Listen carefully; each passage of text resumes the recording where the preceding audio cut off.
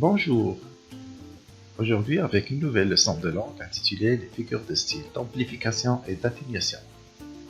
Ces figures permettent d'amplifier ou au contraire d'atténuer la force d'une idée ou d'une notion. Alors ici nous avons l'amplification, exprime l'exagération, la grandeur. Par contre l'atténuation, elle essaie de minimiser et masquer la réalité.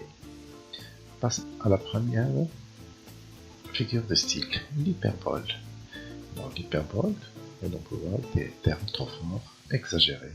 Elle est fréquemment utilisée dans le langage familier et aussi dans le registre épique.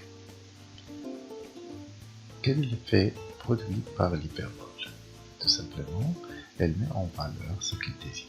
En d'autres termes, elle est souvent utilisée pour produire une forte impression ou pour insister sur un point. Nous avons plusieurs procédés qui sont utilisés pour produire une hyperbole. Par exemple, la comparaison, la métaphore, l'emploi des mots excessifs, l'emploi abusif et des superlatifs, etc. Nous avons les exemples suivants. Dans l'histoire, est vieille comme le monde. L'exagération ici est introduite par la comparaison. Sa vie est un enfer, par la métaphore. Elle est convaincue que son fils est le plus intelligent, le plus doué de tous les jeunes de son âge.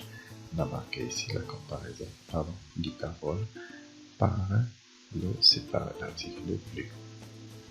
Ici, il reste à signaler que certaines hyperboles sont complètement passées dans l'usage, ne sont plus perçues comme des formules d'exagération.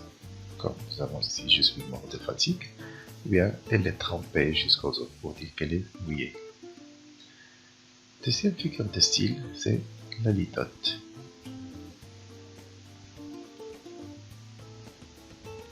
Alors, elle consiste à dire le moins pour suggérer le plus.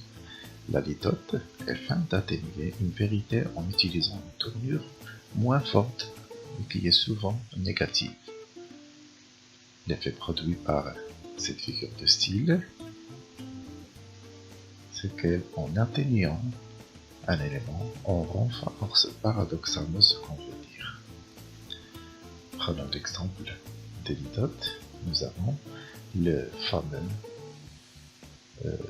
exemple ici, va, je me te connais, pour dire tout simplement que je t'aime. Ce garçon-ci n'est pas sot, pour dire qu'il est intelligent. Ce n'est pas un mauvais sort que d'être jeune. Troisièmement, l'euphémisme. Consiste à atténuer le sens de mot en employant à sa place un autre mot ou une autre expression. Quel est l'effet produit par l'euphémisme? Elle a pour effet de dissimuler une idée brutale. On peut dire s'éteindre pour mourir, par exemple. Nous avons d'autres exemples.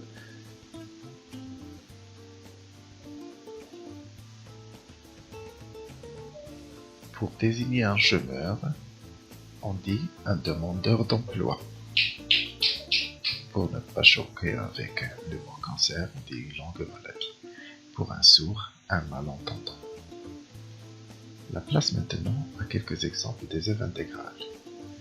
On en prend ici Antigone comme support, l'hyperbole. Nous avons l'exemple « Moi j'aurais honte en mourir si je n'étais pas déjà morte ». Ou bien le deuxième exemple, ils nous prendront avec leurs 1000 bras, leurs 1000 visages. La parole est à Ismaël. La litote. Je ne veux pas mourir. Moi, tu sais, je ne suis pas très courageuse. Dans la période, elle est heureuse. Ce n'est pas bien beau, tu vas voir. Pour dire que quelque chose qui est obvious. L'euphémisme. Nous avons ici Antigone ne peut plus vivre ou Antigone nous a déjà quittés tous pour désigner qu'elle est déjà morte. Au revoir.